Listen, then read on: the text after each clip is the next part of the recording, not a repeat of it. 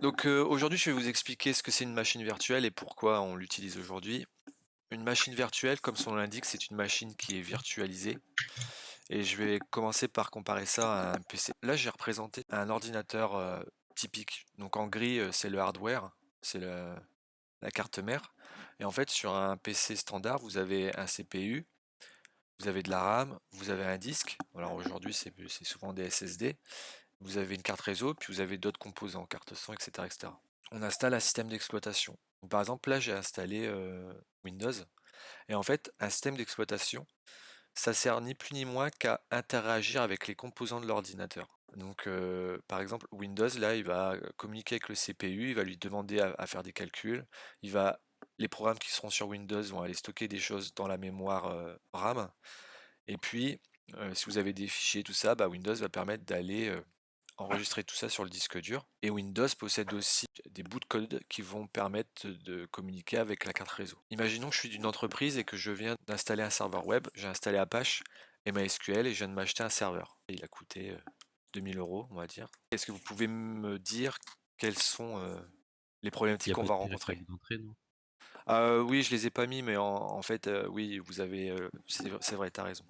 Je vais quand même le rajouter. Vous avez les entrées-sorties qui sont bah, tout ce qui est USB, clavier, souris. La perte de Bah, qui données. plante. Ouais.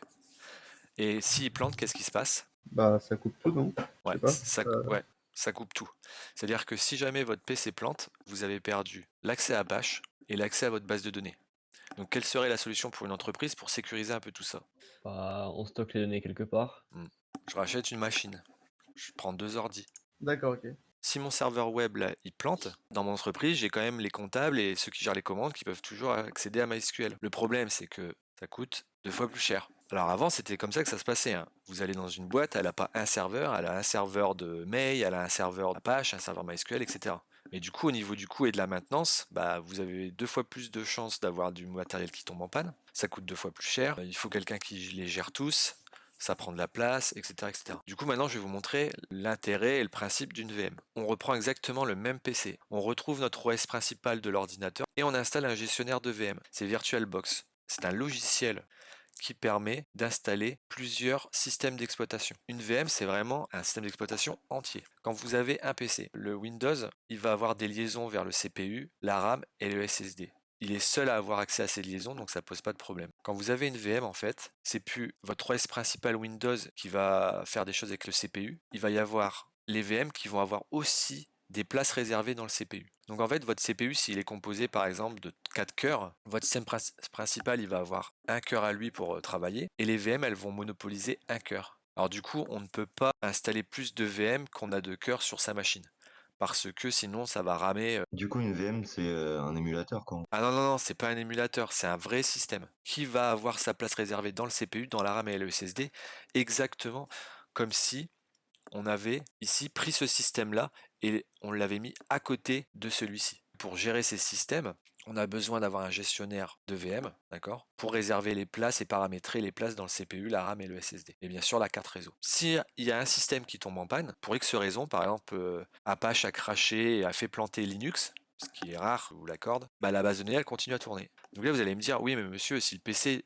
entier il plante, et ça revient à la même problématique qu'avant. Oui mais non, parce qu'en fait une VM, on peut facilement la sauvegarder à l'état brut comme une image. En un copier-coller de fichier, vous avez remis votre système en fonction. Donc c'est beaucoup plus pratique que de réinstaller tous les logiciels, que réinstaller les drivers, que réinstaller tout ce qui prend du temps pour un système, quoi. Maintenant, je vais rentrer dans les détails pour savoir comment ça marche, notamment pour le paramétrage de la carte réseau. Un PC Windows, en plus d'avoir une adresse IP, il possède 65 000 ports pour y connecter des sockets, pour y connecter en fait des liaisons réseau de chaque logiciel qui a besoin d'aller sur le réseau.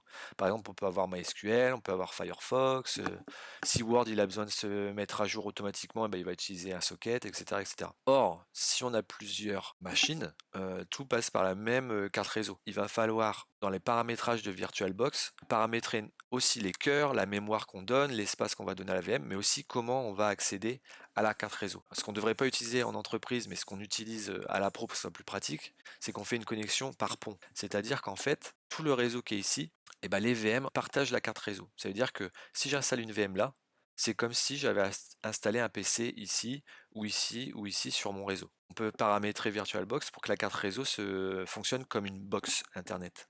Ou ici, vous avez le réseau. Dans le cas de la box, c'est Internet. Dans le cas de notre carte réseau, chez nous, c'est notre réseau local. Qu'elle nous donne des adresses IP différentes de notre réseau pour que les VM ne soient pas vus par notre réseau. Les VM peuvent communiquer vers l'extérieur, mais l'extérieur ne peut pas communiquer avec la carte réseau. La box, c'est pareil. Quand vous êtes derrière une box Internet, tous vos PC peuvent aller sur Internet et faire des requêtes et avoir des réponses, mais Internet ne peut pas aller chez vous comme ça parce qu'il a envie. Donc c'est les deux systèmes qu'on peut mettre en place. Voilà pour ce qu'est une VM et en gros à quoi ça sert.